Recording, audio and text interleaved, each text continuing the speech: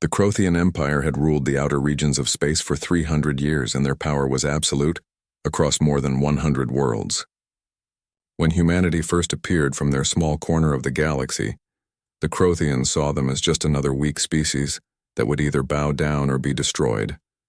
Commander Jake Morrison stood on the bridge of the Earth defense ship Valiant and watched through the main viewing screen as the Crothian war fleet gathered at the edge of human territory. Intelligence reports showed 200 warships, and this was the largest force the Crothians had sent anywhere in 50 years. The message they were sending was clear enough that even a child could understand it.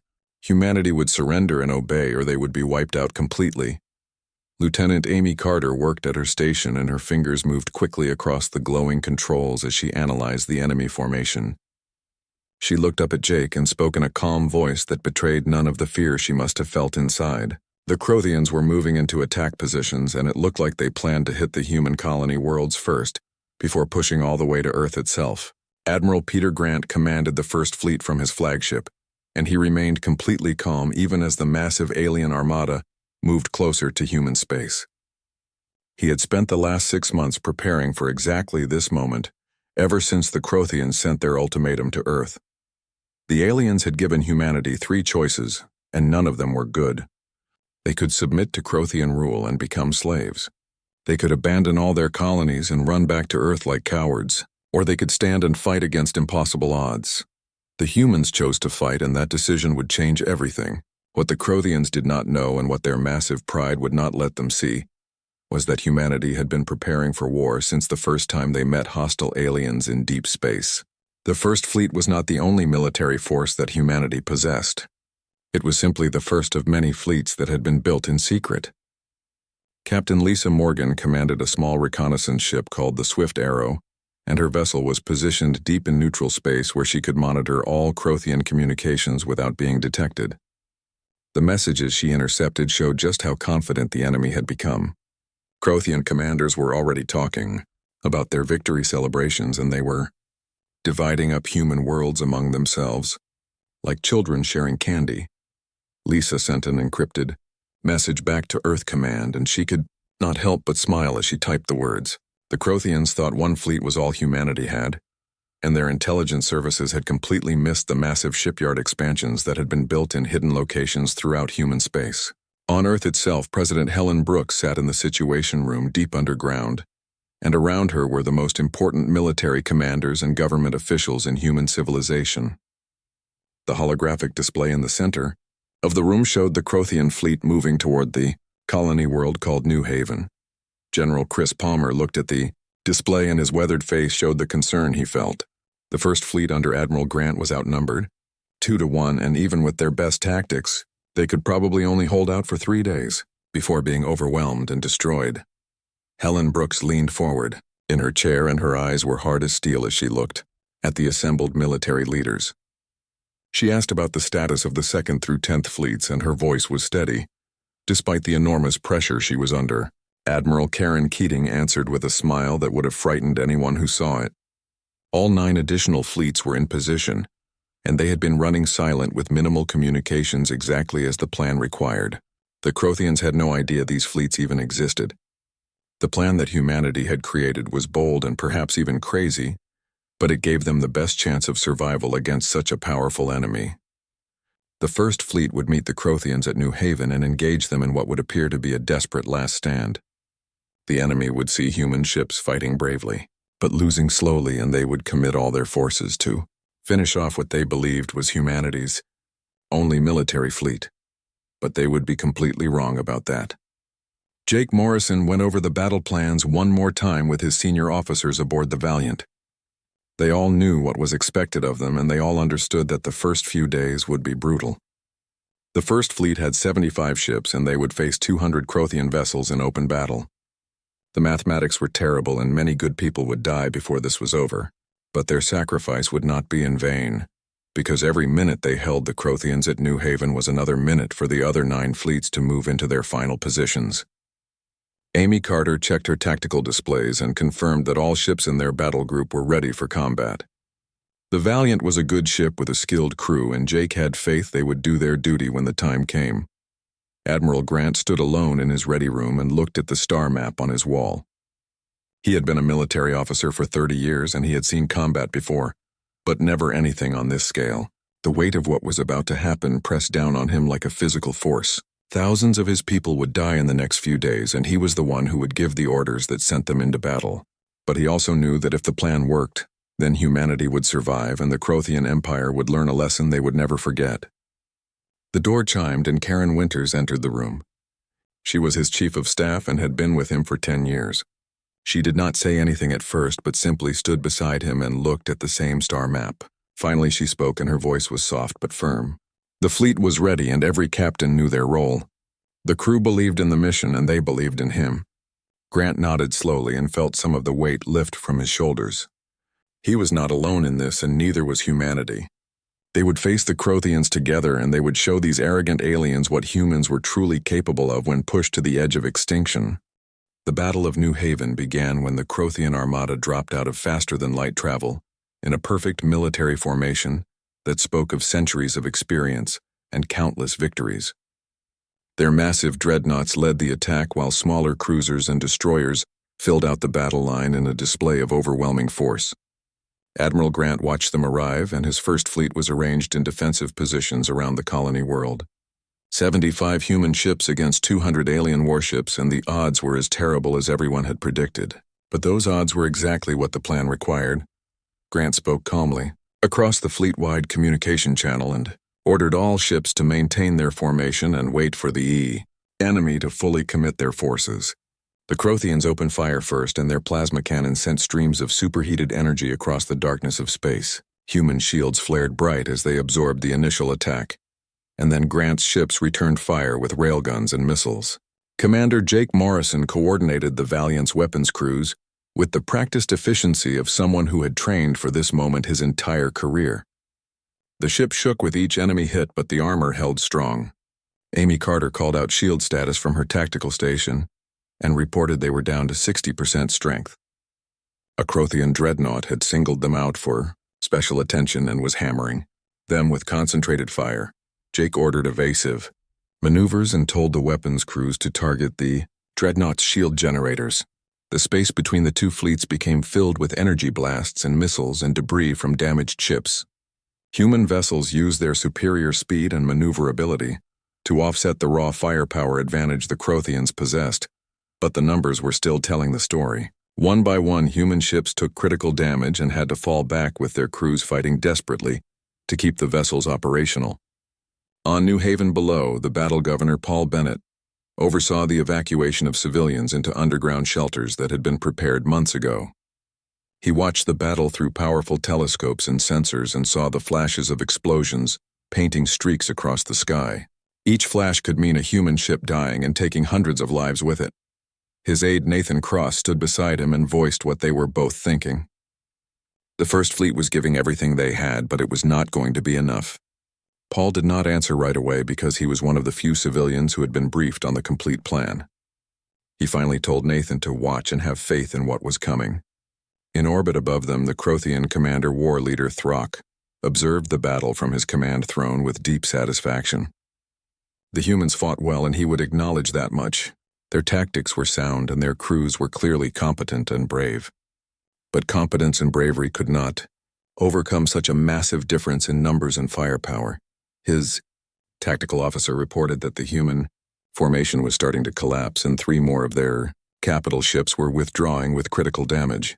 Victory was close enough that Throck could taste it. He ordered his fleet to press the attack harder and told them he wanted the human flagship destroyed. Once Admiral Grant's command ship fell, the rest of the human fleet would surely surrender. Grant received similar reports from his own officers about the deteriorating tactical situation. The First Fleet had held for 2.5 days, which was longer than most analysts had predicted, but they were now at their breaking point. Karen Winters reported with barely controlled emotion that they had lost the Endeavour and the Lexington. The Marathon was venting atmosphere into space and requesting permission to evacuate the crew. Grant quietly gave permission for the Marathon to evacuate, and then spoke louder across all fleet channels. He ordered all ships to begin a fighting retreat to fallback positions and to execute withdrawal pattern Omega. The human ships broke formation, and each vessel turned away from the Crothian line and began accelerating away from New Haven. To the Crothians watching, it looked like a complete rout and the final collapse of human resistance. War Leader Throck leaned forward on his throne as triumph surged through his body. He shouted orders to pursue the fleeing humans and told his commanders he wanted every human ship destroyed or captured. The Crothian armada surged forward in pursuit, and in their eagerness to finish off the defeated enemy, they abandoned their careful formations and discipline. This was exactly what Admiral Grant had been waiting for during 2.5 days of brutal combat. He ordered all human ships to maintain their retreat vector and lead the Crothians to specific coordinates. The key was to keep the enemy focused entirely on the First Fleet and nothing else. Captain Lisa Morgan watched from her hidden position aboard the Swift Arrow as the Crothian fleet stretched itself out with faster ships racing ahead while slower vessels fell behind. The aliens were so focused on destroying the fleeing humans that none of them noticed their long-range sensors were being quietly jammed by human electronic warfare systems. Lisa transmitted on the encrypted command channel that the Crothians had taken the bait completely. Their fleet was fully committed to the pursuit and scattered across a huge volume of space. She recommended immediate execution of Phase 2 of the operation. Back on Earth, President Helen Brooks received the transmission in the underground situation room. She looked around at the assembled military leadership and knew this was the moment that everything hinged on. If the plan failed, then humanity would be conquered or destroyed. But if it succeeded, then the balance of power in the entire galaxy would shift in a single day. She spoke clearly, and her voice carried the full weight of her authority as the leader of humanity. All fleets were ordered to execute Phase 2 immediately and show the Crothians what humanity truly brought to war. The orders went out instantly on channels the enemy could not detect. Across human space, 9 hidden fleets received their commands simultaneously. Crews that had been waiting in silence for days suddenly burst into action. Ships powered up their main systems and weapons. Faster-than-light drives engaged and navigation computers locked onto preset coordinates. The Second Fleet under Admiral Richard Cole prepared to jump in his 80 fresh. Warships had full ammunition and crews that were eager to finally join the fight. The Third Fleet, commanded by Admiral Patricia Hughes, had equal strength and was ready to emerge from a completely different direction. The Fourth and Fifth Fleets were positioned to cut off eastern and western retreat routes. The 6th through 8th Fleets had been hiding behind New Haven's moons in complete silence for 3 days. The 9th Fleet waited at the edge of the star system, ready to block any escape back to Crothian territory. And the 10th Fleet, which was the largest of them all, prepared to jump directly behind the scattered Crothian formation. In less than 30 seconds, the hunters would become the hunted, and the Crothian Empire would learn the price of underestimating humanity. They came from every direction at once, and the effect was devastating. The Second Fleet dropped out of faster-than-light travel above New Haven's North Pole, and 80 fresh warships appeared with full weapons and shields. The Third Fleet materialized below the South Pole with equal strength and firepower. The Fourth and Fifth Fleets emerged on the eastern and western approaches, and cut off any hope of Crothian retreat in those directions. But that was only the beginning of the nightmare that War Leader Throck suddenly found himself trapped in. The 6th through 8th Fleets appeared from behind New Haven's 2 moons, where they had been waiting in complete silence for 3 full days. The 9th Fleet materialized at the edge of the star system and blocked the only route back to Crothian territory.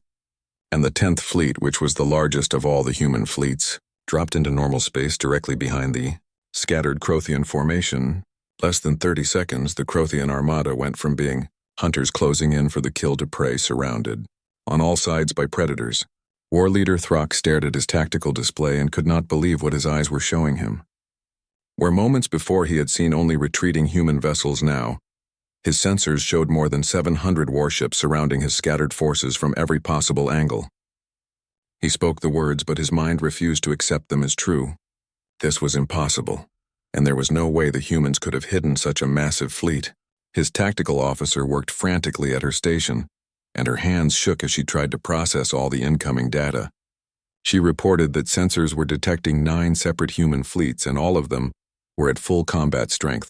The humans had been waiting for the Crothians to walk into a trap, and now that trap had been sprung. Admiral Grant, whose First Fleet had suddenly reversed course and was now advancing back toward the enemy, allowed himself a thin smile of satisfaction. He gave the order that every human commander had been waiting days to hear. All fleets were weapons-free, and it was time to show the Crothians the mistake they had made when they threatened humanity. The battle that followed would be studied in military academies for centuries to come as the perfect example of strategic deception and tactical surprise. Commander Jake Morrison felt fierce pride surge through him as the Valiant joined the general assault. His ship, which had been barely holding together just minutes ago now, attacked with renewed strength as the crew knew they were no longer fighting alone. Jake ordered his weapons crews to target the closest Crothian cruiser and told Amy Carter to coordinate their fire with Second Fleet. Elements in their sector, Amy replied with barely controlled excitement that she would be happy to comply with that order. The Crothian ships tried desperately to form defensive positions, but they were too scattered from their undisciplined pursuit and too shocked by the sudden reversal of fortune. Human ships attacked in coordinated groups and concentrated their fire to overwhelm enemy shields and tear through armor plating. Admiral Susan Blake commanded the 10th Fleet from her flagship Defiant and directed her ships with surgical precision. Her fleet contained the largest concentration of heavy dreadnoughts, and she used them to devastating effect as they punched through the Crothian center and split their formation into two separate groups. She ordered her battle groups to focus on specific targets and not allow any enemy ships to regroup or form effective defensive positions. On the colony surface, Governor Paul Bennett watched the sky transform into an incredible display of light and fire. Where before he had witnessed what appeared to be humanity's desperate last stand, he now saw overwhelming firepower being brought against the invaders. Nathan Cross whispered in amazement beside him and realized that humanity had never been losing. This had been the plan from the very beginning. Paul corrected him gently and explained it was not just a plan but a statement. The Crothians had thought they understood human military capability, but they had been wrong by a factor of 10. War leader Throck realized with growing horror that his armada was being systematically destroyed all around him. Human ships were everywhere, and their tactics were clearly coordinated down to the smallest detail. The level of planning involved must have taken many months of preparation. He gave desperate orders to signal all ships for full retreat in scattered formation, with every vessel attempting to reach faster than light speed independently.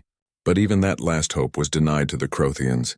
Human electronic warfare vessels had been subtly manipulating Crothian navigation systems since the battle first began. Enemy ships attempting to jump to faster than light found their coordinates scrambled, and several ships ended up jumping directly into each other as their systems malfunctioned catastrophically.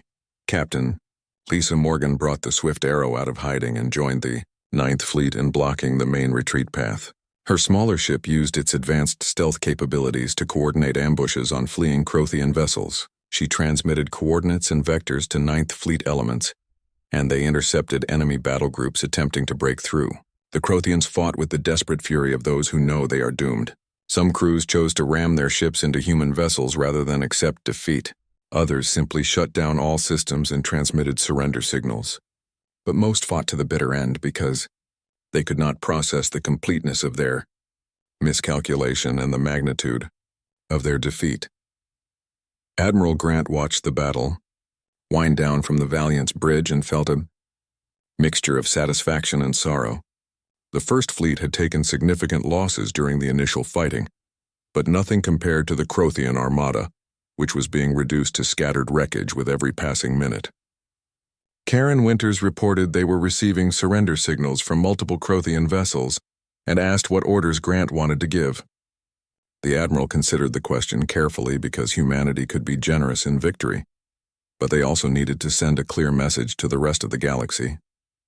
He ordered that surrenders be accepted, but made it clear the Crothians would be treated as prisoners of war. Any ship that continued fighting would be destroyed without mercy. He also told Karen to make sure everything was documented with complete records of every engagement and every surrender. The galaxy needed to see and understand what happened when anyone threatened humanity. Within 4 hours of the other fleet's arrival, the Battle of New Haven was completely finished. Of the 200 Crothian ships that had entered the system, with such confidence fewer than 30 survived to transmit surrender signals. The rest were destroyed outright or damaged so badly they would never fly again. Debris from destroyed ships floated in orbital patterns that would take decades to clear. Human rescue teams were already moving to save survivors from disabled vessels, regardless of which side they had fought on. But the war itself was far from finished because the Crothian Empire was vast, and this had been only one of their fleets. Admiral Susan Blake found herself promoted to overall fleet command, with responsibility for directing all subsequent operations. President Helen Brooks addressed not just humanity, but every species in the known galaxy, and her words were broadcast on every available channel. She declared that humanity would no longer tolerate Crothian aggression and authorized military action to liberate every world the Crothians had conquered in the past century. The words sent shockwaves through galactic politics because humanity was not simply defending itself anymore. The humans were going on the offensive, and the Crothian Empire, which had terrorized peaceful species for 300 years, was about to learn what it felt like to be on the receiving end of overwhelming force. The 10 fleets that had crushed the Crothian Armada at New Haven now prepared to split into smaller task forces, with each one assigned to liberate specific conquered systems. The message was clear to everyone watching. Humanity had arrived on the galactic stage, and they would not be pushed around or threatened ever again. In the aftermath of the war, the galaxy had to adjust to a new reality that would have seemed impossible just 2 years earlier. Humanity, which had appeared insignificant and weak when they first made contact with other species, had proven themselves to be the strongest military power in known space. But how they chose to use that power surprised everyone who had been watching.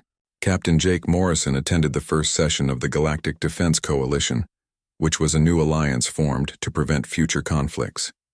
Humans held several leadership positions, but they insisted on equal representation and voting rights for all member species regardless of size or population. Jake found himself explaining humanity's philosophy to a group of young diplomatic students from various worlds. He told them that humanity had not fought for dominance or control. They had fought for the right to exist peacefully, and that was all any species should want. The Ranger now served as a patrol vessel, protecting trade routes and responding to piracy incidents. The work was less dramatic than the liberation campaigns, but Jake found it more satisfying in many ways. Peace required constant vigilance, and someone had to do the unglamorous work of maintaining order.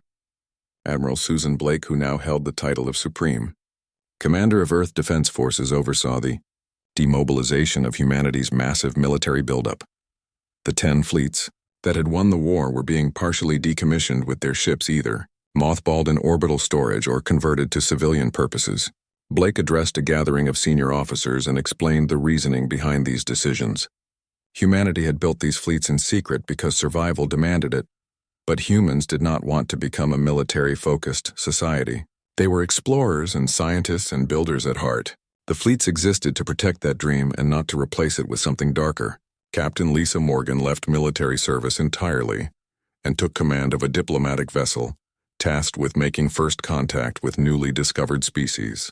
Her experience during the war had taught her that understanding potential adversaries before conflict arose was far better than fighting them later. On New Haven, which had been the site of humanity's greatest battle, Governor Paul Bennett oversaw construction of a memorial to honor the fallen. The monument bore the names of every human who had died in the war, alongside the names of Crothian soldiers and civilians from other species who had perished. Paul spoke at the dedication ceremony and emphasized that humanity honored all the fallen regardless of which side they had fought on. The goal had never been to prove humans could kill more effectively than anyone else. The goal was to prove that peace was worth fighting for and worth preserving once achieved. The Crothian Empire began the long, difficult process of rebuilding itself on a foundation of peaceful coexistence. Rather than military domination, some Crothians harbored deep resentment toward humanity and the species that had rebelled with human help. But most Crothians recognized they had been given a chance at redemption rather than complete destruction. War leader Throck, who had survived the Battle of New Haven, became an unlikely leader of reconciliation efforts. He spent months in human custody expecting execution, but instead found himself released and encouraged to help his people understand their mistakes. Throck addressed young Crothians at a military academy and spoke with brutal honesty about what had happened. The Crothians had thought they understood warfare and believed overwhelming force was sufficient. The humans taught them that true strength came from unity and careful preparation and fighting for something beyond glory or territorial expansion. Throck told the students that Crothians had lost because they deserved to lose. and now they had to earn the right to stand among the galactic community as equals. President Helen Brooks reflected on the extraordinary year as her term in office approached its end. Humanity had gone from unknown newcomers to galactic legends in less than 12 months. The story of the 10-fleet surprise became the tale every species told when discussing the dangers of underestimating an opponent. Brooks told her final cabinet meeting that people often asked if she was proud of what humanity had accomplished. She was proud, but not because they had won a war. She was proud because humanity had won the war the right way by protecting innocence and freeing the enslaved and choosing to be guardians rather than tyrants when they had the power to be either. Admiral Grant retired from active military service and accepted a teaching position at Earth's primary military academy. His students included many veterans who had fought in the liberation campaigns, and they listened intently as he dissected the strategic decisions that led to victory.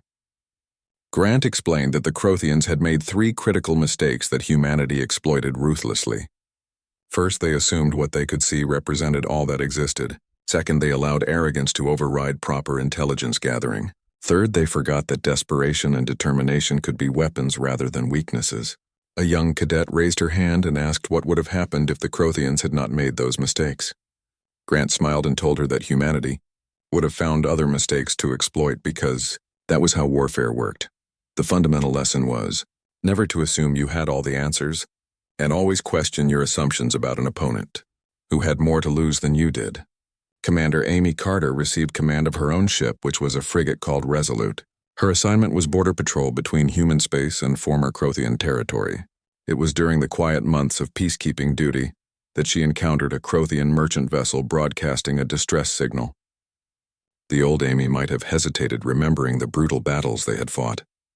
The new Amy, who had been changed by war and shaped by its aftermath, did not think twice about responding. She transmitted to the Crothian vessel that Resolute was moving to assist and told them to prepare for rescue operations. The Crothian captain responded after a long pause and asked why humans would help them after everything that had happened.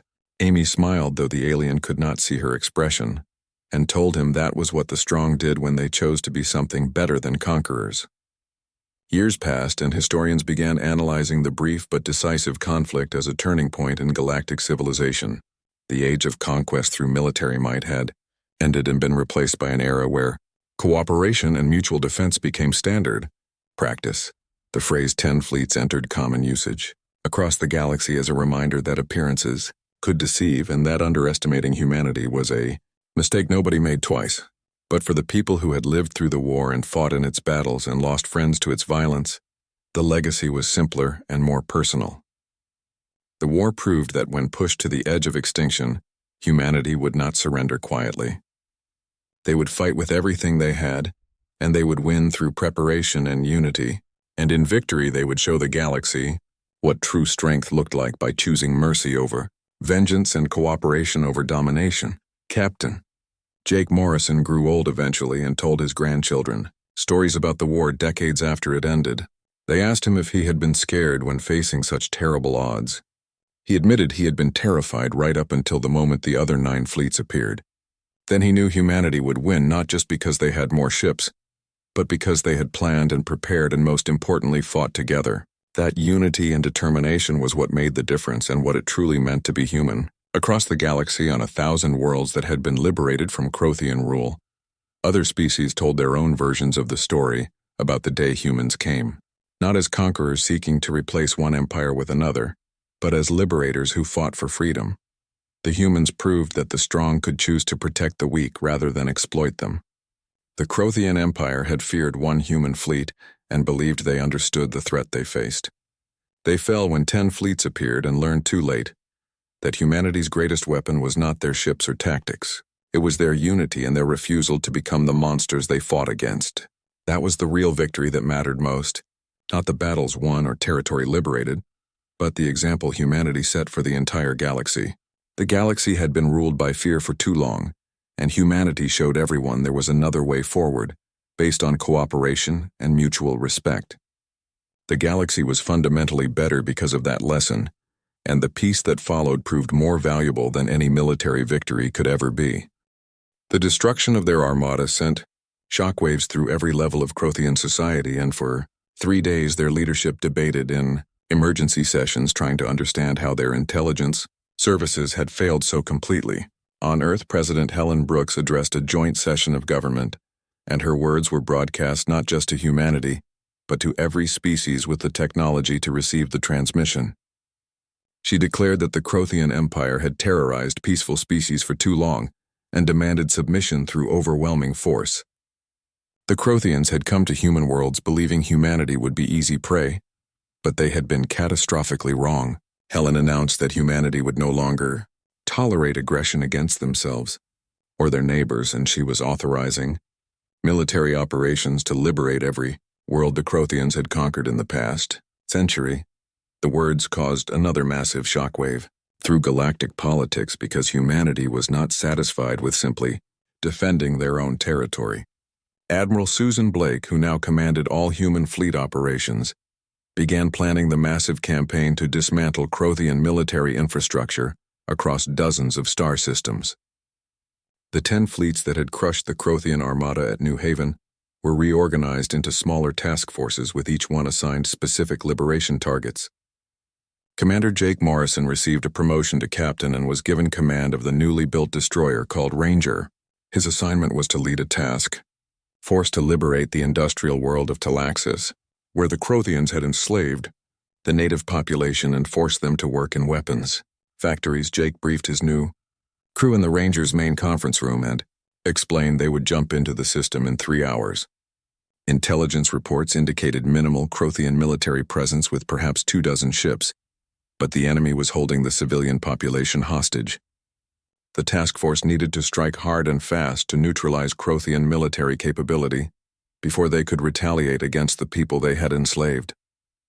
Lieutenant Amy Carter had transferred to serve as Jake's executive officer, and she brought up tactical displays showing the target system. She recommended splitting their force, with half the ships jumping directly above the capital city to draw enemy attention, while the other half made shorter jumps to the factory districts to land marine companies. Jake approved the plan immediately and told Amy to coordinate with the marine commanders. The liberation of Talaxis became the template for dozens of similar operations across what had been Crothian-controlled space. Human fleets would appear without warning, and their ships carried not just weapons but also humanitarian supplies and medical teams, and equipment for rebuilding damaged infrastructure. On the world of Viridian, Captain Lisa Morgan coordinated with local resistance fighters who had been waging guerrilla warfare against their Crothian occupiers for years. When her ships appeared in orbit, the resistance rose up from hiding and caught the Crothian garrison in a devastating attack from 2 directions. Lisa broadcast a message to all Crothian forces in their own language and told them they were surrounded and outnumbered and cut off from any possibility of reinforcement. If they surrendered immediately, they would be treated according to the laws of war. If they continued fighting, they would be destroyed without mercy. Most of the Crothian soldiers chose to surrender. Those who did not learned that humanity's offer of mercy had very definite limits. On the core worlds of the Crothian Empire, panic began to spread through both the government and the general population. Their mighty military machine was being dismantled piece by piece, and their conquered territories were being liberated one system after another. Even worse, the species they had oppressed for decades were rising up in rebellion, inspired by humanity's example. The Crothian Imperator, whose name was Sovereign Kresh, faced the kind of choice that no ruler wants to confront. He could continue a war that his military advisors told him could not be won, or he could accept peace terms from an enemy his people had grossly underestimated. Admiral Grant led the combined 1st through 3rd fleets directly to the Crothian homeworld itself. The human ships did not attack or threaten. They simply took up positions in orbit above the capital city and waited in silence. The show of overwhelming force spoke louder than any threats could have. Grant broadcast a message toward the planet's surface and identified himself as commander of United Earth Defense Forces. He stated clearly that humanity had destroyed the Crothian Armada and liberated conquered worlds, and now human warships sat in orbit above the Crothian capital. Humanity had not come seeking conquest or revenge. They had come to ensure the Crothians understood a simple truth that could not be ignored. Humanity would protect its own people and would not tolerate aggression from anyone. What happened next was entirely the Crothian Empire's choice to make. The negotiations took 3 full weeks and involved diplomats from dozens of species. In the end, the Crothian Empire agreed to humanity's terms, which were harsh but not vindictive. The Crothians would withdraw completely from all conquered territories and pay reparations to the species they had enslaved. Officers who had committed war crimes would face trial in neutral courts. The Crothian military would be reduced to a purely defensive force with strict limits on fleet size and weapons technology. Some human leaders wanted much harsher terms and argued the Crothian Empire should be destroyed completely. President Helen Brooks disagreed with those voices and explained her reasoning to the cabinet. Humanity had not fought this war to become conquerors themselves. They had fought to protect their own people and free those who were oppressed.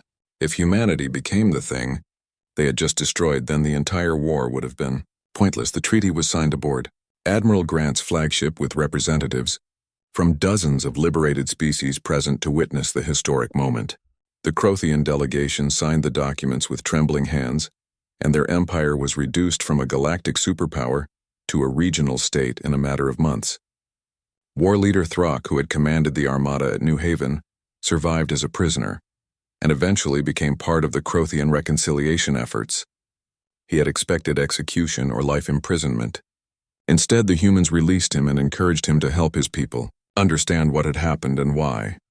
Jake Morrison led his task force through system after system, and each liberation operation refined human tactics further. The Ranger became known throughout the fleet as a ship that got results while treating both enemies and liberated populations with fairness. Amy Carter proved herself to be an exceptional executive officer, and Jake recommended her for her own command. On worlds that had suffered under Crothian occupation for generations, the arrival of human ships was greeted with celebration and tears of joy. Species that had given up hope of ever being free suddenly found themselves liberated by newcomers to the galactic community. Admiral Susan Blake coordinated fleet movements across a front that spanned dozens of light years, and her strategic planning was brilliant. She understood that winning battles was only part of the mission. Humanity also needed to win hearts and minds and show the galaxy they could be trusted with the power they now possessed. Captain Lisa Morgan's diplomatic vessel made first contact with species who had hidden themselves away to avoid Crothian attention. She brought them news of liberation and invited them to join the growing coalition of free worlds. The humans were building something new in the galaxy, and it was based on cooperation rather than domination. President Brooks worked tirelessly to create the framework for lasting peace. She understood that military victory meant nothing if it was not followed by just and sustainable political arrangements. The Galactic Defense Coalition was formed with equal representation for all member species, regardless of their size or power. Humans held leadership positions because of their military strength, but they insisted on democratic decision-making. The message was clear that humanity would use its power to protect others but not to rule them. The 10 fleets that had won the war began the process of demobilization, with many ships converted to peaceful purposes or placed in reserve status. Humanity did not want to be a military-focused civilization forever, but they would maintain the capability to defend themselves and their allies. The galaxy was learning that humanity was a species that kept its promises, both the good ones and the bad ones.